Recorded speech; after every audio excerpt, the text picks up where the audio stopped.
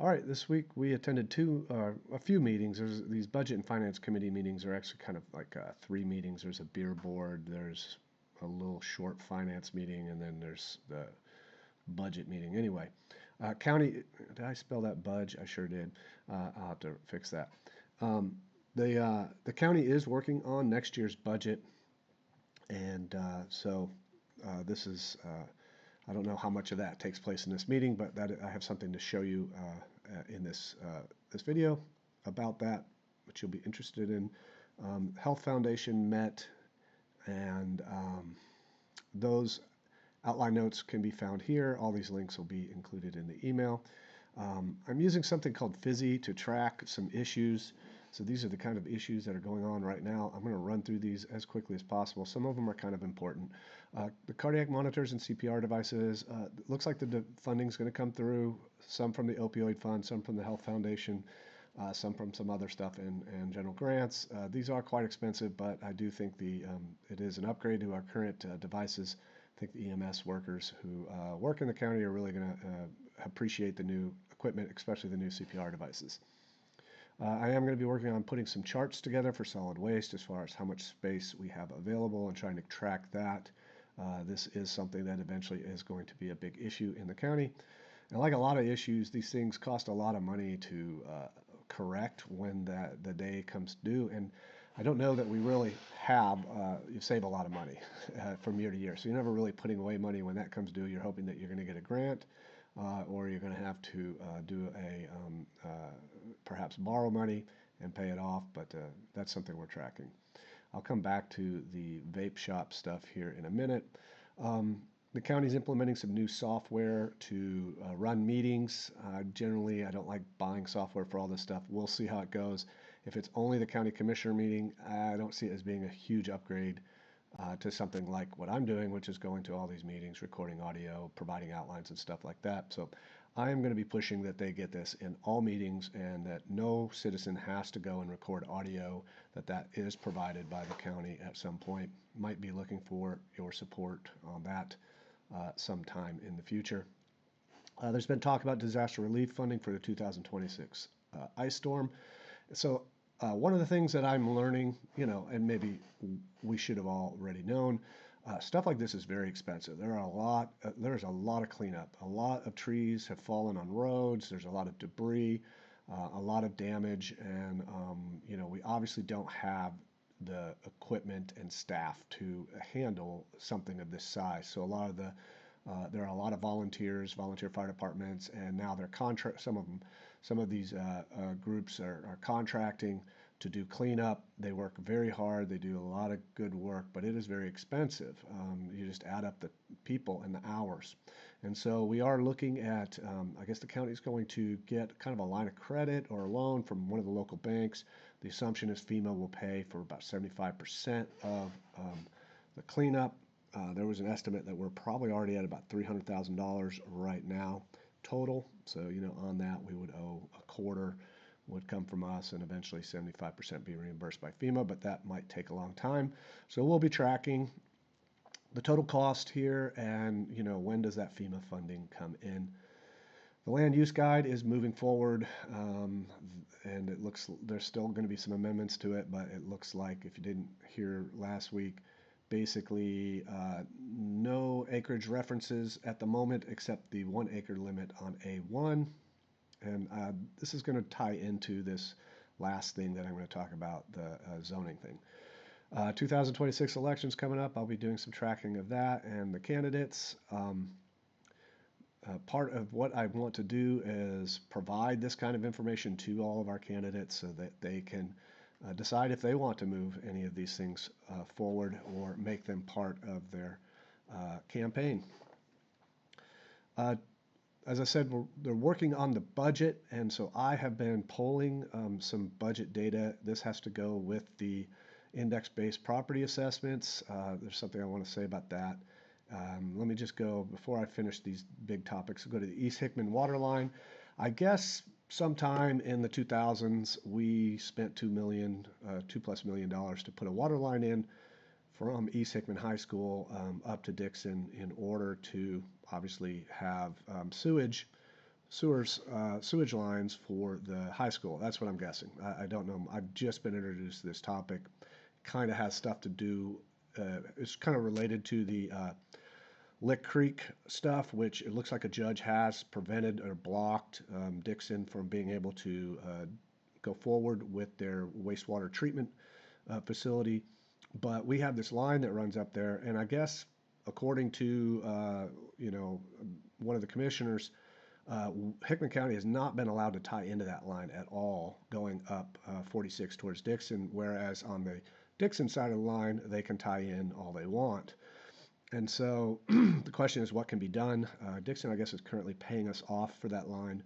And so what kind of leverage do we have and what can we do in order to apply some pressure to Dixon to say, hey, you need to give us access to that line too. When we put it in, we didn't mean that it was only for the school and Dixon residents. It was for everybody. So that might be a hot political issue. Okay. Let's go to index-based property assessments. That's moving forward. That went to the state, and that is probably going to cause your property to be assessed a little more frequently, every 4 years, and it's like, or every 2 years. I haven't figured it out yet. I'm going to be getting a lot more information on that, and I'll be posting information on what we should do as far as being ready for that and how to contest it if we think we need to do that. Also, I did put some data together on housing sales, and I'll be pulling more of that data together. Goes to the budget. I have pulled 5 years worth of budgets. I'm still working on scrubbing the data and getting it into a database where I can perform some analytics on it. But looks like, if I had to say where the big increases are coming from, other than the standard ones, when you look at jail, sheriffs, things like this, you see increases. Really looks like benefits. And of course, with the cost of medical health insurance and things like that, it's not too surprising. But I mean, some of these things seem to have some pretty big year-over-year increases, year after year after year. And while our county does not put together like a 5-year budget plan, I'm going to be able to use this data since I've got 5 years of data here to kind of project out another 5 years. And I'm going to be publishing a bunch of that data and really narrowing in on where the costs are kind of where everyone says, hey, just cut money. Well, you've got to cut money on a budget line item in here if you're going to do that, or most likely going to stop the runaway growth. And so if that's in benefits, or something like that, that's what we want to be able to identify those areas and really dig in and say, hey, what is the real cost for an employee? When the county adds an employee, it's not just their salary, it's all the benefits and other things that go along with it. And I think those are areas that's where we're seeing a lot of the increases. And ultimately, there's a line item in here for the amount of revenue we get from property taxes. And that is really, here it is. So this is 2021. So this number right here, this 8.5 million in 2021, that's really what drives the tax rate and the tax rate, because it really doesn't matter what our properties are assessed at. The tax rate is going to get set at a value that money comes in, and it grows. It's I think it's 11 million maybe this year, and our project 11 to 14 million. I'm not sure. I think 14 million total, but 11 from property taxes. So, that's when you get assessed, the value goes up. You do pay more in taxes, but if everyone gets assessed the same year, then the tax rate usually comes down, and you pay a little more in taxes. But ultimately, that number has to be received, and that the tax rates and everything is always going to be to that number. So that's something to think about. So I'll be publishing. This data is already available, just like it is. And it's basically these PDF files cleaned up, pulled down to text. There's a 6-column kind of view and a 4-column kind of view in the PDF file you'll find, and I've got that in these 2 tabs. Let's go back to this.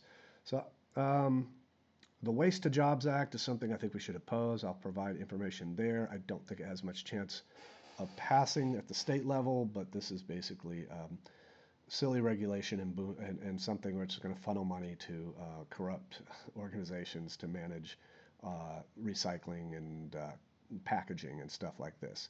I would say up front, I'm opposed to this, and I think everyone else should be.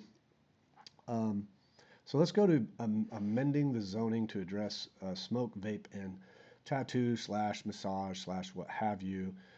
Oh no, it doesn't have my pictures. Oh, here, maybe it is. Here they are.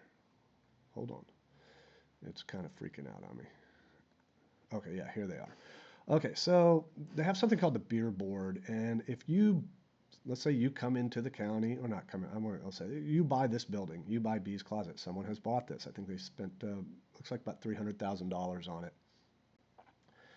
And this was a nice little place selling stuff for beekeepers. Well, this is listed, this is a commercial property. And so the person that bought it with the intent of turning it into a beer and wine place. So if you are the person that lives in this house, you're probably not going to be too happy, or the people that live here, but this person especially, probably not going to be too happy that this is being considered for beer and wine. And so some of the citizens in this area came out to the meeting and they basically said, no way. And because they did that, and because they live within, I think it's 300 feet. Now, other counties have 1,000 feet, and I think the state has I don't know, I'll get the details, but the state is like 1,000 feet, and we lowered ours to 300. I think we need to potentially reconsider that if that's the case. I will have to figure that out. But uh, they said no, you can't have beer. And the person that bought this was not too happy about that.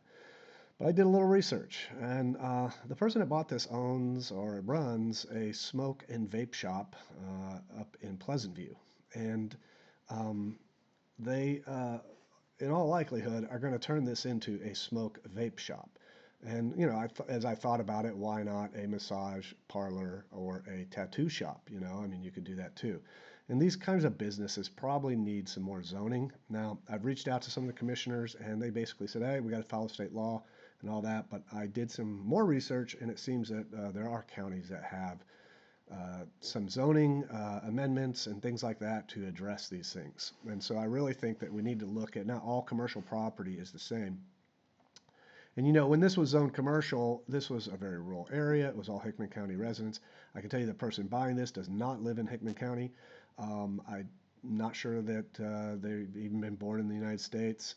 Um, and I don't think they have the best interest of Hickman County at heart here. They're here to make money. And so I would like to see something done in this, and I'll be doing some, my to-do right now is research. Here's a top-down view of Bee's Closet. You can see it's pretty much all houses around here. There's the Beacon Light Tea Room. Um, so anyway, I felt sympathetic for the people that lived around. It would just be terrible if you bought in a long time ago and kind of don't realize this. But this is one reason, if you have a property and you want it to be commercial, that it's very hard. You really need to be in an area where commercial is allowed, because once it's commercial, it can kind of become anything. And, that is something for residents to think about. You don't easily want something to become commercial. Um, so anyway, that is it. And this ran long. Hopefully you made it to the end and learned something.